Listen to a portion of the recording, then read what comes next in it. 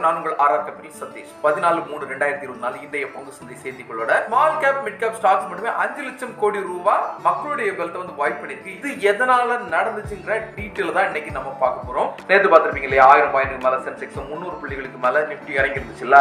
இன்னைக்கு கொஞ்சம் பாசிட்டிவ்னு சொல்லலாம், அந்த இறக்கத்துல இருந்து கொஞ்சம் ரெக்கவர் ஆயிருக்குன்னு சொல்லலாம். ஆனா பாசிட்டிவ் சைடு வந்துருக்கான நிச்சயமா சொல்ல முடியாது. ஆனா இதுல குறிப்பிடத்தக்க விஷயம் என்னன்னா, ஏறத்தாழ 13 to 14 லட்சம் கோடி ரூபாய் இந்திய முதலீட்டாளர்களோட பணம் வாய்ப்பாயிருக்கு. இது ரொம்ப ஷாக்கான தகவல் தான்.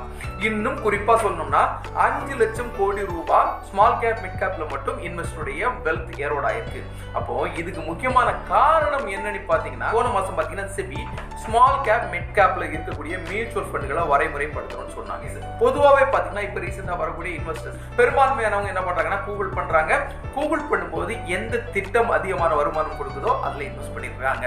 ஒரு இன்வெஸ்ட்மெண்ட்டுக்கு ஒரு பாராமீட்டர் இருக்கணும். நீங்க எதுக்காக பண்றீங்க, உங்களுடைய கோல் என்ன, உங்க ரிஸ்க் என்ன, உங்க டியூரேஷன் என்னங்கிற நிறைய பாராமீட்டர்ஸை வச்சு தான் நீங்க இன்வெஸ்ட் பண்ணணும். ஸ்மால் கேப்ல பண்ணும்போது அதிகமான ரிட்டர்ன் மட்டுமே கன்சிடர் பண்றாங்க. மார்க்கெட் ரிவர்ஸ் வரும்போது அதனால எவ்வளவு அஃபெக்ட் ஆகுங்கிறத அந்த டைம்ல அவங்க வசதியா மறந்துடுறாங்க. எப்போ மார்க்கெட் அன்எக்ஸ்பெக்டடா பெருசா ஃபாலோ ஆகுதோ அப்போ ஃபர்ஸ்ட் இம்பாக்ட் வந்து ஸ்மால் கேப்ல மிட் கேப்ல தான் வரும். இதுதான் மார்க்கெட்டோட நியதி. ஏன்னா அதிகமான லாபம், அதே மாதிரி அதிகமான ரிஸ்க் இருக்க வாய்ப்பு இருக்கு இல்லையா. நீங்க ஒரு சாப்பாடு சமைக்கிறீங்க, அந்த சாப்பாட்டுல அரிசிக்குன்னு ஒரு அளவு இருக்கு, காய்கறியோ நான்வெஜ்ஜோ அதுக்கு ஒரு அளவு இருக்கு, உப்புக்குன்னு ஒரு அளவு இருக்கு. அந்த உப்பை அளவுக்கு அதிகமா போட்டா என்ன ஆகும், விலை குறைவா இருக்குன்னு அளவுக்கு அதிகமா உப்பு போட்டா சாப்பிட முடியுமா? அதே மாதிரி தான் ஸ்மால் கேப்னு சொல்லி ஒரு அளவீடு இருக்கு, ஒரு அலோகேஷன் இருக்கு. அந்த அளவு மட்டும்தான் நம்மளுடைய ரிஸ்க் எடுக்கக்கூடிய தன்மைக்கு அளவுக்கு நம்ம பண்ணணும். அதை தாண்டி வரும்போது இந்த மாதிரிப்பட்ட கசப்புகளை நம்ம ஏத்துக்க வேண்டிய கட்டாயம் வரக்கூடிய சூழல் இருக்கும் இல்லையா. போன மாசம் செபி இதை வந்து தெளிவாகவே அறிவுறுத்திருந்தாங்க. ஸ்மால் கேப் மிட் கேப்ல இருக்கக்கூடிய இன்வெஸ்டருடைய வெல்த்தை ஓரளவாவது ப்ரொடெக்ட் பண்ணணும். அதுக்காக ஒவ்வொரு ஏஎம்சியும் ஒரு ப்ராப்பர் ஃப்ரேம் ஒர்க் பண்ணணும். ஒவ்வொரு மாசமும் இதை வந்து அப்டேட் பண்ணிட்டே இருக்கணும் அப்படின்னு சொல்லியிருந்தாங்க இல்லையா. இதனுடைய வெளிப்பாடா எல்லா ஏஎம்சியுமே ஸ்மால் கேப் மிட் கேப் ஃபண்டுகளை மறுசீரமைக்க தொடங்கிட்டாங்க. இதுல குறிப்பா சொல்லணும்னா, குவான் மியூச்சுவல் ஃபண்ட் ஏறத்தாழ ஸ்மால் கேப்ல 5.8% நேற்று ஒரே நாள்ல இறங்கியிருக்கு. குவான் மிட் கேப் ஃபண்ட் 4.9% இறங்கியிருக்கு. கூகுள் பண்ணும்போது ஸ்மால் கேப் அதிக வருமானம் கொடுத்த திட்டங்கள்ல முதலிடத்துல குவான் இருக்கும்.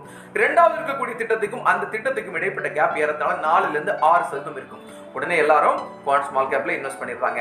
அப்போ வருமானம் அதிகமா இருக்கும்போது மாதிரி இறக்கங்கள் வரும்போது அவங்க தான் முதல்ல இருப்பாங்கிறது மறந்துடுறாங்க. அடுத்தது பாத்தீங்கன்னா, ஸ்டாக் மார்க்கெட் எப்பெல்லாம் விழுதோ அது மியூச்சுவல் ஃபண்ட்ல எதிரொலிக்கத்தானே செய்யும். நீங்க ஸ்டாக் மார்க்கெட்ல நேரடியா நீங்க ஸ்டாக் வாங்குறதுக்கு பதில் மியூச்சுவல் ஃபண்ட்ல ஃபண்ட் மேனேஜர்ஸ் மூலமா அது செயல்படுத்தப்பட்டு இருக்கு. அப்போ அந்த டைம்லயும் அந்த திட்டங்கள்ல, அந்த ஸ்மால் கேப் மிட் கேப் திட்டங்கள்ல முதலீடு எந்த அளவுக்கு இருக்கணுங்கிறது ரொம்ப ரொம்ப முக்கியம் இல்லையா. 30 வயசுல இருக்கக்கூடிய ஒருத்தர் 1000 ரூபாய் முதலீடு பண்ண போறாருன்னா அவருடைய வயசுக்கு ஏற்ற எந்த அளவுக்கு ரிஸ்க் இருக்க போறாருங்கிறதுல முதல்ல தெளிவா இருக்கணும்.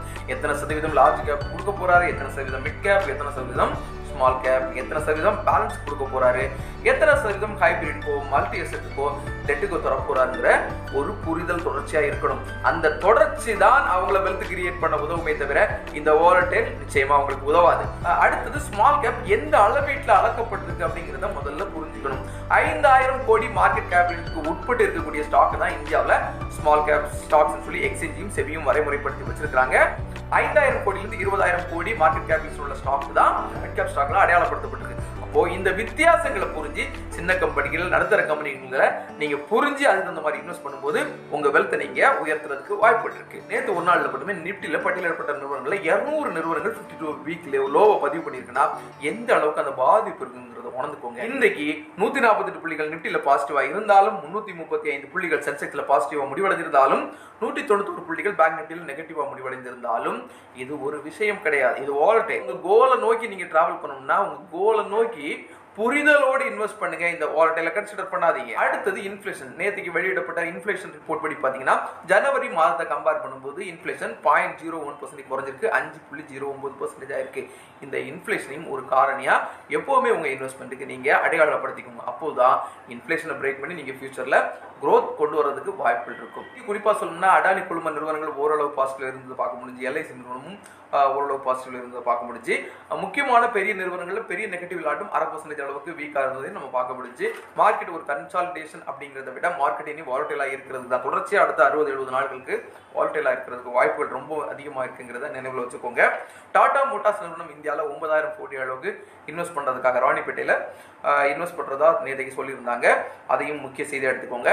வேலை பறிப்பு உலகம் முழுக்க அதிகமா இருக்கு. ஐபிஎம் நிறுவனத்திலே வேலை பறிப்பு இருக்கு. ஆர்டிபிஷியல் இன்டெலிஜென்ஸ் எல்லாம் என்னென்ன செக்டார்ல அவங்க வேலை செய்ய முடியுமோ அந்த வேலைகளை எல்லாம் பறிக்கிறதுக்கு ட்ரை பண்றாங்க. அடுத்த 5 வருஷத்துல 30% மேல ஐபிஎம் நிறுவனத்தினுடைய வேலைகளை மக்கள் இழக்கிறதுக்கு வாய்ப்புகள் இருக்கு. ஐசிஐசிஐ மியூச்சுவல் ஃபண்ட் இந்தியிலிருந்து ஸ்மால் கேப் மிட் கேப்ல நீங்க புதுசா பர்ச்சேஸ் பண்ண முடியாது.